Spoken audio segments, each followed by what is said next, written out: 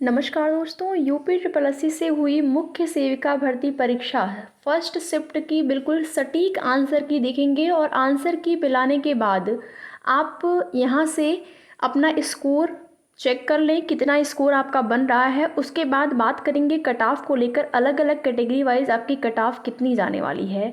तो यहाँ पर जल्दी से देखते हैं, ज़्यादा बड़ा वीडियो नहीं रहेगा, एक बार आप पूरा क्वेश्चन मिला लीजिए।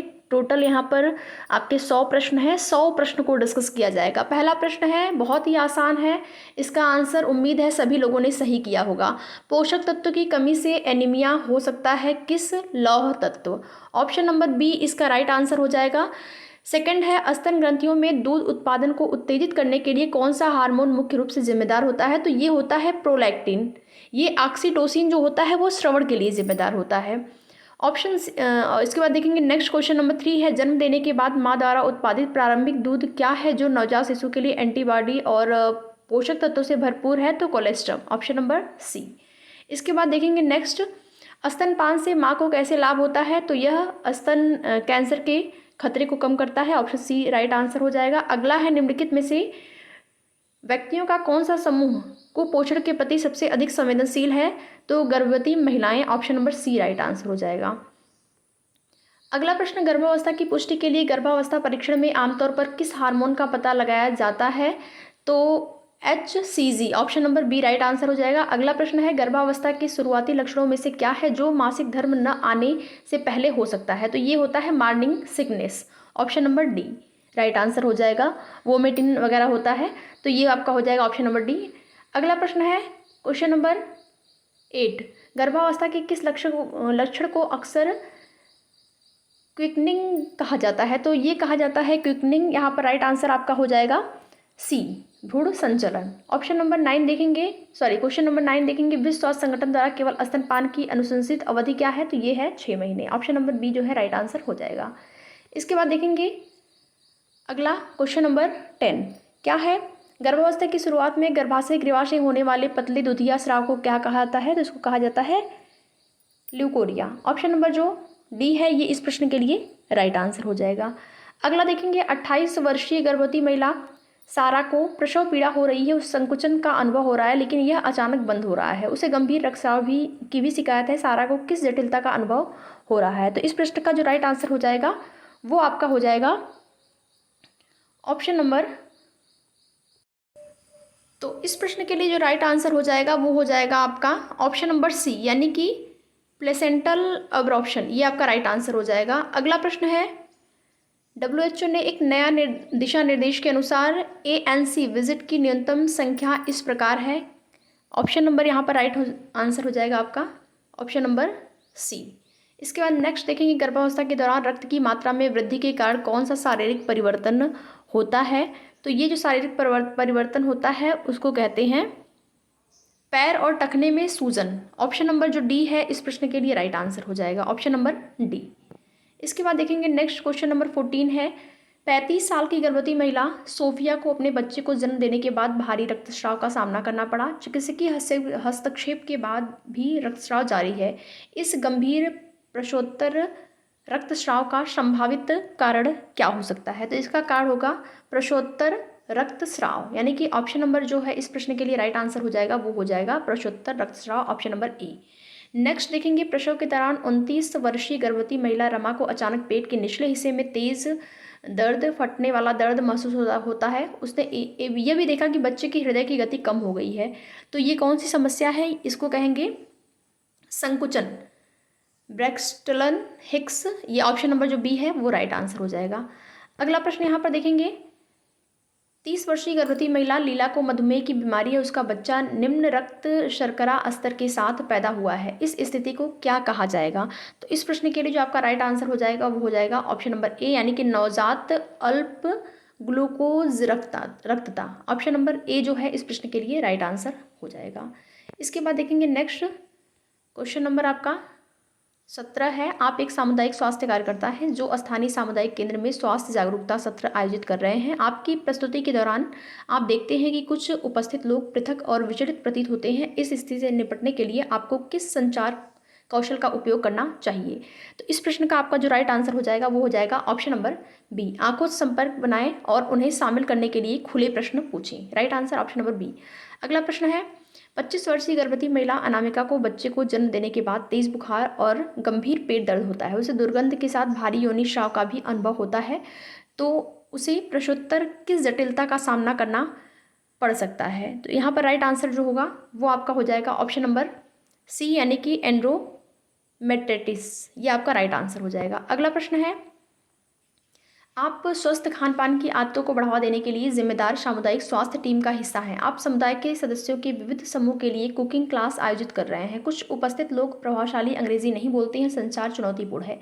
इस स्थिति में आपको कौन संचार कौशल को अपनाना चाहिए। तो राइट आंसर यहाँ पर हो जाएगा आपको सरल भाषा दृश्यों का उपयोग करें और यदि संभव हो तो अनुवादित सामग्री प्रदान करें। ऑप्शन नंबर ए राइट आंसर हो जाएगा। अगला प्रश्न है आप एक सार्वजनिक स्वास्थ्य कार्यकर्ता हैं, आपको माता पिता के एक समूह को बाल्यावस्था के टीकाकरण के महत्व के बारे में सूचित करना है। माता पिता ने टीके की सुरक्षा के बारे में चिंता व्यक्त की। उनकी चिंताओं को प्रभावी ढंग से संबोधित करने के लिए आपको किस संचार कौशल का उपयोग करना चाहिए।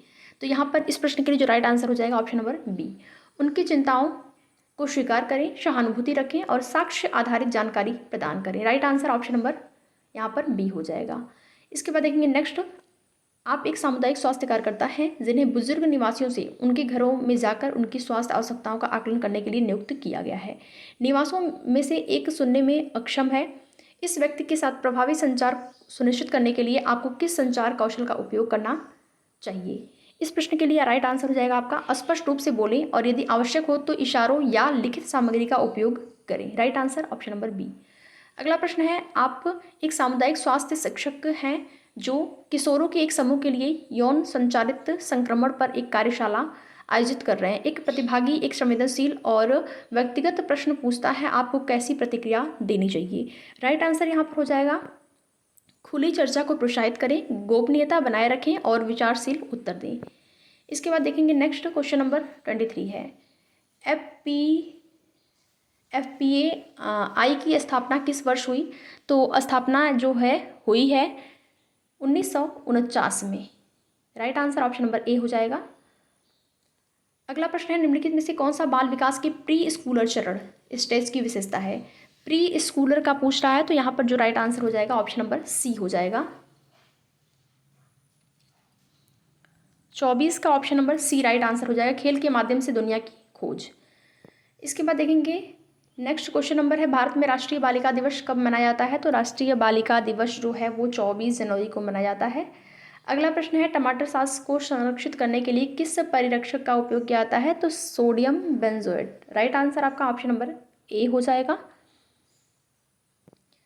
अगला प्रश्न बाल विकास के किस चरण में बच्चे आमतौर पर करवट लेना, वस्तुओं को पकड़ना और अपने नाम पर प्रतिक्रिया देना शुरू कर देते हैं। तो ये अवस्था शिशु अवस्था कहलाएगी। ठीक है, शिशु अवस्था कहलाएगी। Right answer option number D हो जाएगा। इसके बाद देखेंगे किलो कैलोरी की सही परिभाषा सुने। तो यहाँ पर देखिए इस प्रश्न का जो राइट आंसर ऑप्शन नंबर हो जाएगा आपका सी। अगला प्रश्न है भावनात्मक विकास संबंधी समस्याओं को अक्सर प्रतिकूल बाल्यावस्था के अनुभवों से जोड़ा जा सकता है, जिसमें शामिल है, क्या शामिल है। ऑप्शन नंबर यहाँ पर राइट आंसर हो जाएगा आपका ऑप्शन नंबर बी, दर्दनाक घटनाएं व दुर्व्यवहार। इसके बाद देखेंगे नेक्स्ट क्वेश्चन नंबर आपका 30 है बाल विकास का कौन सा चरण अधिक उन्नत संज्ञानात्मक कौशल जैसे अमूर्त चिंतन और समस्या समाधान के अधिग्रहण से जुड़ा हुआ है। तो राइट आंसर आपका किशोरावस्था। बहुत ही आसान प्रश्न था। किशोरावस्था से आपका अगर सिलेबस में आपके है तो वहाँ से प्रश्न बनना ही बनना होता है। अगला देखेंगे अभिकथन है और कारण है। अभिकथन और कारण को पढ़ेंगे और राइट आंसर बताएंगे। पूरा प्रश्न हम नहीं पढ़ रहे हैं क्योंकि ज़्यादा आपका टाइम न जाए, तो आप केवल राइट आंसर ही देखते हुए चलिए। तो इस प्रश्न का आपका जो राइट आंसर हो जाएगा वो हो जाएगा ऑप्शन नंबर बी।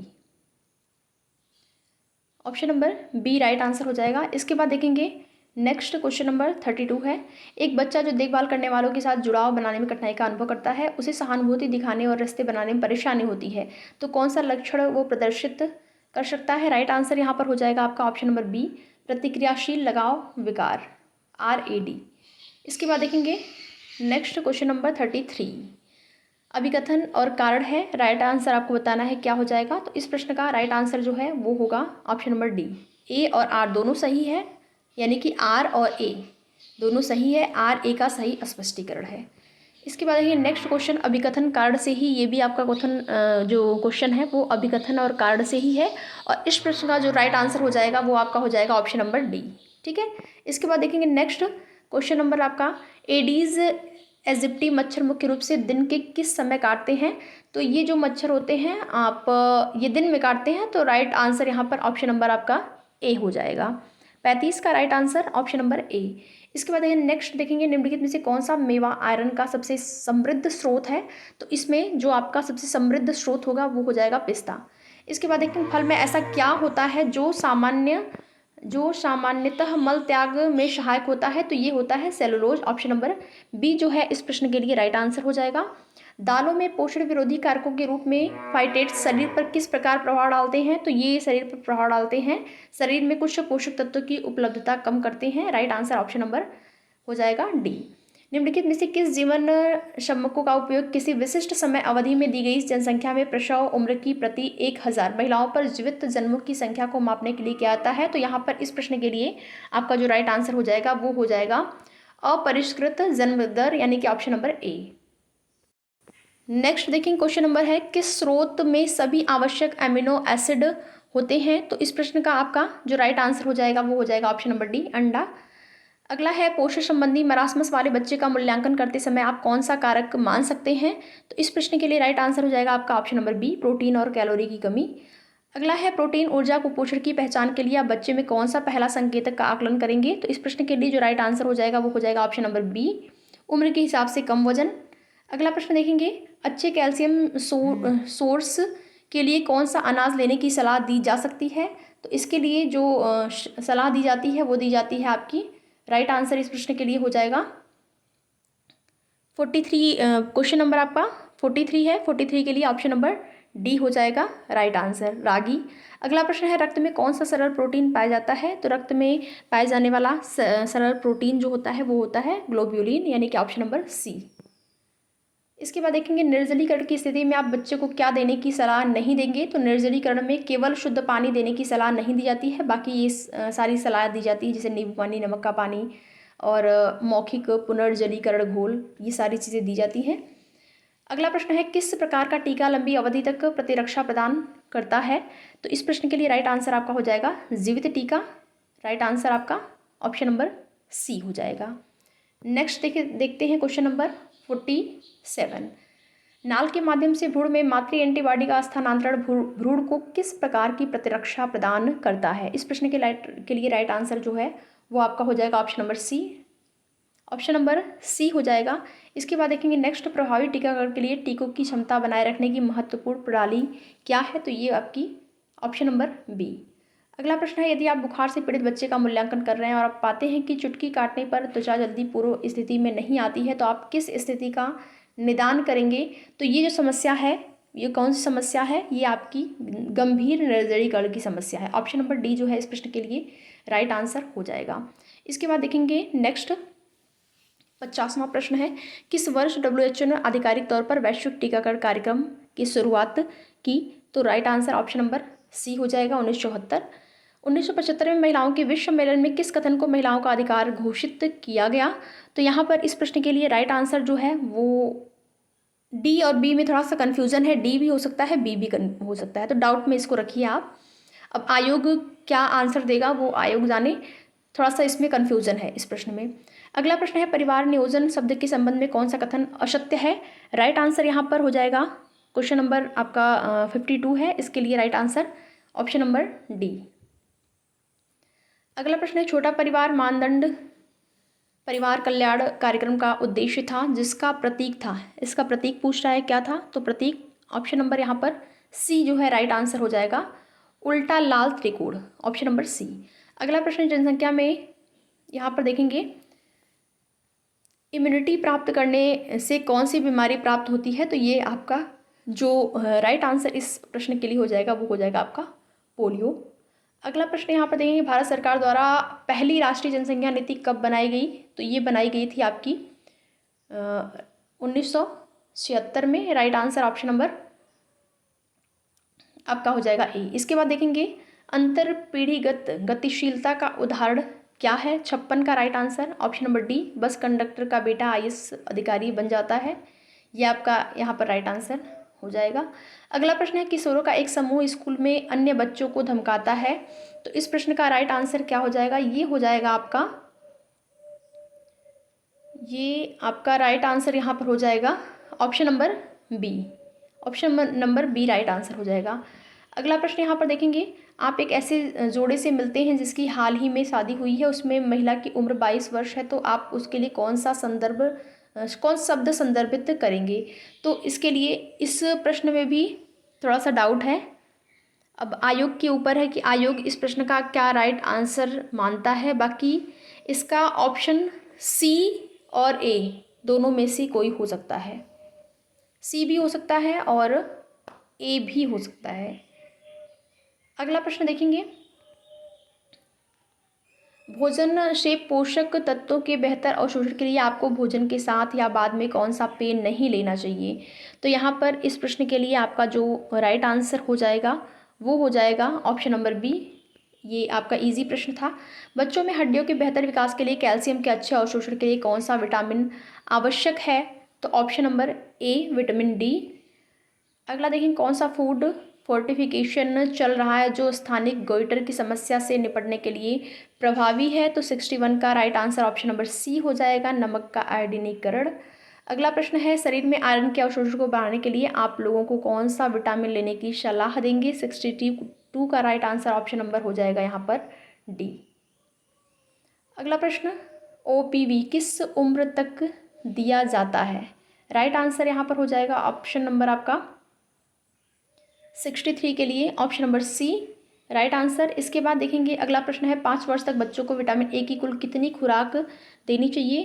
तो यहाँ पर इस प्रश्न के लिए राइट आंसर आपका ऑप्शन नंबर ए हो जाएगा। अगला प्रश्न है, 16 से 24 महीने की उम्र में किस टीके को बूस्टर खुराक दी जाती है। तो इस प्रश्न का आपका जो राइट आंसर हो जाएगा वो हो जाएगा DPT, option number D. Option number D हो जाएगा।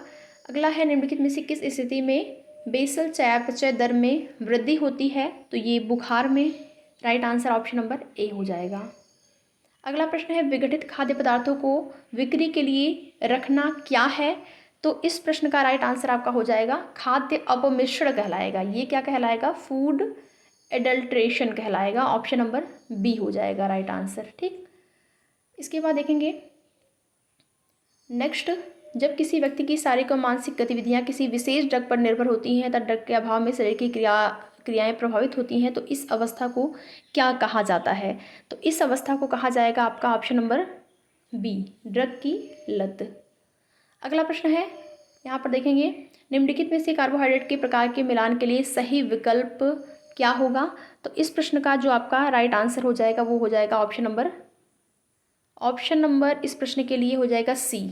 ऑप्शन सी सही होगा इसके लिए, ऑप्शन नंबर सी। ठीक, अगला प्रश्न यहाँ पर देखेंगे, आप बढ़े हुए वजन वाले 10 साल के बच्चे की जांच कर रहे हैं। आप किस विधि से पता लगा सकते हैं कि बच्चा मोटा है या फिर नहीं है। तो इसके लिए बॉडी मास इंडेक्स जो है सबसे ज़्यादा बेटर होता है। तो right answer option number C हो जाएगा। इसके बाद देखेंगे नेक्स्ट, सामाजिक परिवर्तन शब्द किसका वर्णन करता है। तो ये जो शब्द है सामाजिक परिवर्तन, ये वर्णन करता है सामाजिक संपर्क, प्रक्रिया और संगठन में भिन्नता। इसके बाद देखेंगे अगला प्रश्न है, किंग्सले डेविस के अनुसार सामाजिक परिवर्तन क्या है। तो ये है सामाजिक संगठन में परिवर्तन। Right answer option number D हो जाएगा। महिला के किस अधिकार ने सामाजिक परिवर्तनों की श्रृंखला दी है। तो इस प्रश्न के लिए आपका जो राइट आंसर वो बी हो सकता है, लोकतंत्र। लेकिन अब थोड़ा सा इसमें भी डाउट है, अब आयोग क्या मानेगा, तो थोड़ा सा संदेह है। बाकी हमारे हिसाब से यही होना चाहिए, ऑप्शन नंबर बी। अगला प्रश्न है, किस समाजशास्त्री के अनुसार प्राथमिक समूह में आमने सामने का संपर्क अवश्य होना चाहिए। तो यहाँ पर राइट आंसर हो जाएगा आपका कूले, ऑप्शन नंबर बी। अगला प्रश्न, कौन सा हेम आयरन का स्रोत नहीं है। तो 75 के लिए राइट आंसर आपका हो जाएगा हरी पत्तेदार सब्जियां। पाश्चुरीकरण के दौरान कौन नष्ट नहीं होगा। राइट आंसर हो जाएगा option number B, option number B हो जाएगा। अगला यहाँ पर देखेंगे, निम्नलिखित में से विटामिन के लिए कौन सा कथन सही है, यहाँ पर कौन सही होगा, तो option number A B C, A B C ये आपका सही होगा। डी जो है गलत हो जाएगा, तो right answer option number B हो जाएगा इसी हिसाब से देखा जाए तो। इसके बाद देखेंगे सामाजिक परिवर्तन की प्रकृति क्या है, तो सामाजिक परिवर्तन की जो प्रकृति है वो आपसे पूछ रहा है यहाँ पर, सामाजिक परिवर्तन की प्रकृति, तो ये होगा समुदाय में परिवर्तन। ऑप्शन नंबर बी जो है वो राइट आंसर हो जाएगा। अगला प्रश्न है, प्रमाणित खाद्य अपमिश्रण के मामले में FPA अधिनियम में कितने कारावास का प्रावधान है, कितने महीने के कारावास का प्रावधान है, यहाँ पर इस प्रश्न का राइट आंसर आपको बताना है क्या होगा। तो इसका जो राइट आंसर हो जाएगा वो हो जाएगा ऑप्शन नंबर बी। अगला प्रश्न देखेंगे, ICDS के तहत गर्भवती और स्तनपान कराने वाली महिलाओं में कितनी पूरक कैलोरी की आवश्यकता होती है, तो 600। राइट आंसर इस प्रश्न के लिए ऑप्शन नंबर बी हो जाएगा। अगला प्रश्न है, 6 से 72 माह के गंभीर कुपोषित बच्चों के लिए कितनी वित्तीय संशोधित दरें दी जाती हैं, तो इस प्रश्न के लिए right answer option number D हो जाएगा। अगला प्रश्न है, भोजन को फोर्टिफिकेशन के लिए उपयुक्त बनाते समय क्या ध्यान में रखना चाहिए, तो इस प्रश्न के लिए जो आपका राइट आंसर हो जाएगा वो हो जाएगा भोजन आहार में प्रमुख स्टेपल। ऑप्शन नंबर जो इस प्रश्न के लिए डी जो है वो राइट आंसर हो जाना चाहिए। इसके बाद देखेंगे नेक्स्ट क्वेश्चन, महीने के किस दिन मुख्य सेविका को ICDS परियोजना में प्रगति की रिपोर्ट जो है वो CDPO को देनी चाहिए, तो इसका जो ऑप्शन है अगर देखा जाए तो इसमें भी थोड़ा सा डाउट है, अधूरा है या इसको कह सकते हैं अधूरा है। अब देखते हैं कि आयोग इसका क्या आंसर मानता है। अधूरे के हिसाब से अगर देखा जाए तो सी हो सकता है इसका, महीने का 5वां दिन। विटामिन ए अनुपूरण के लिए आंगनवाड़ी कार्यकर्ताओं द्वारा कौन सा रजिस्टर बनाया जाता है, इस प्रश्न के लिए राइट आंसर जो हो जाएगा वो हो जाएगा option number C. Option number C जो है इस प्रश्न के लिए राइट आंसर हो जाएगा। अगला प्रश्न है, ICDS में ECCE का अर्थ क्या है, तो ECCE का जो अर्थ होता है वो होता है early childhood care and education. अगला प्रश्न है, इन परिवार नियोजन विधियों की सही विकल्प बताइए। इसमें जो है सही विकल्प बताना है, तो यहाँ पर देखिए अगर देखा जाए तो आपका जो पहला है शारीरिक बाधा विधियाँ, इसको आप सी से मिलाएंगे, इसका सी होना चाहिए था। और रासायनिक बाधा विधियाँ की अगर बात करें तो इसका डी होना चाहिए था, इसका डी होना चाहिए था। और हार्मोनल विधियाँ जो है इसका ए, और जो आपका चौथा है पोस्ट कॉन्सेप्शनल विधियाँ, इसका जो होना चाहिए ऑप्शन वो माला डी।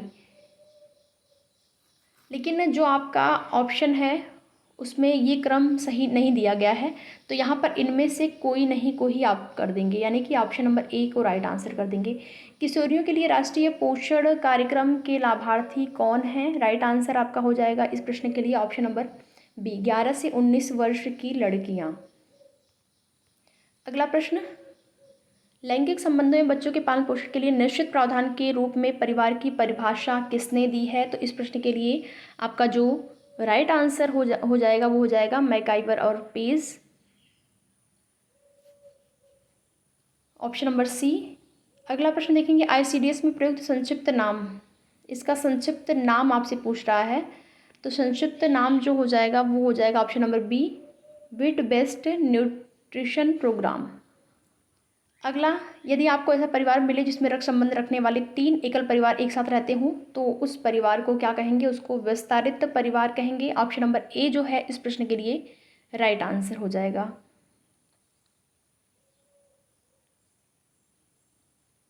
क्योंकि ये 3 एकल परिवार दिया है, अगर यहीं पर 3 पीढ़ी दी होती कि परिवार में किसी भी एक परिवार में 3 पीढ़ी, अगर 3 पीढ़ी एक साथ रहती है, अगर ऐसा ऑप्शन क्वेश्चन में दिया होता 3 पीढ़ी, तो आप वहाँ पर संयुक्त परिवार कर दें। लेकिन यहाँ पर 3 एकल परिवार एक साथ दिया है, तो यहाँ पर इसका राइट आंसर जो हो जाएगा वो हो जाएगा विस्तारित परिवार, यानी कि ऑप्शन नंबर जो ए है इस प्रश्न के लिए राइट आंसर हो जाएगा। अगला देखिए, हिंदू विवाह अधिनियम में 1976 संशोधन में पहले तलाक के लिए कौन सा कारण वैध नहीं था, राइट आंसर ऑप्शन नंबर ए, यौन रोग। इसके बाद देखेंगे अगला है हीमोग्लोबिन के किस स्तर पर 5 वर्ष के बच्चे को एनीमिक माना जाता है। तो यहाँ पर इस प्रश्न के लिए राइट आंसर आपका हो जाएगा ऑप्शन नंबर ए। चिकन पॉक्स का कारण जीव कौन सा है। तो यहाँ पर इस प्रश्न के लिए राइट आंसर आपका बैक्टीरिया। इसके बाद नेक्स्ट देखेंगे क्वेश्चन नंबर आपका 94 है और क्वेश्चन नंबर 94 के लिए जो राइट आंसर हो जाएगा वो हो जाएगा ऑप्शन नंबर डी। और अगला प्रश्न आपका 95 है। 95 का जो राइट आंसर हो जाएगा वो हो जाएगा ऑप्शन नंबर बी।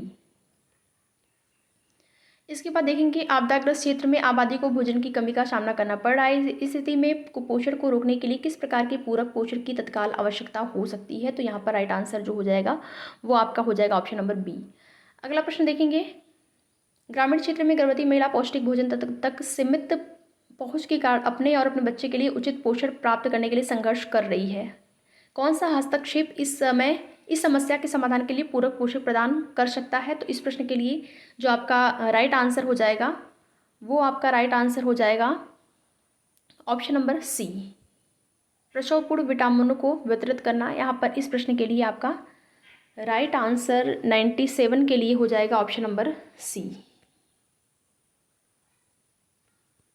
अगला प्रश्न मरासमस कुपोषण का एक रूप है जिसका लक्षण है 98 का राइट आंसर हो जाएगा ऑप्शन नंबर डी।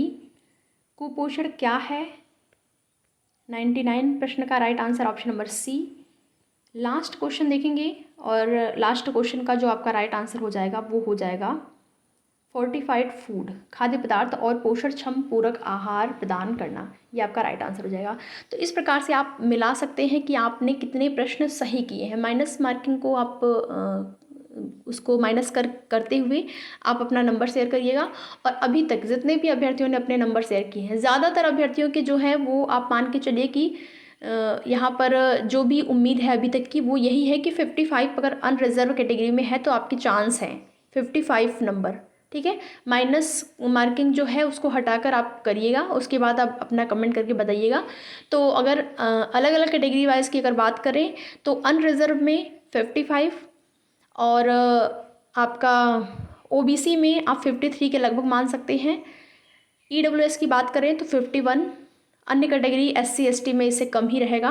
तो इतना आप मान के चलिए। अभी तक जितने भी अभ्यर्थियों ने अपने नंबर शेयर किए हैं उसके आधार पर ये आपको बताया जा रहा है, ये जो आंकड़ा आपको बताया जा रहा है। ठीक है, ये अनुमानित कट ऑफ है और ये जो आपको ये बताया जा रहा है आंसर की, ये आंसर की पूरी उम्मीद और पूरे प्रयास के साथ इस आंसर की वो बनाया गया है कि लगभग यहाँ पर हो सकता है कि आयोग 2 से 3 प्रश्न या 3 से 4 प्रश्न में थोड़ा सा कन्फ्यूज़न हो, लेकिन ज़्यादा अंतर नहीं होगा। अगर आप इससे मिला कि आपका 55 बन रहा है, 55 प्लस है, तो आप अपने आप को सेफ समझ सकते हैं। बाकी आगे की जो भी जैसी भी सूचना मिलती रहेगी आप सभी को उसकी जानकारी इस भर्ती संबंधित दी जाएगी। वीडियो में लास्ट तक बने रहने के लिए आप लोगों का बहुत बहुत धन्यवाद।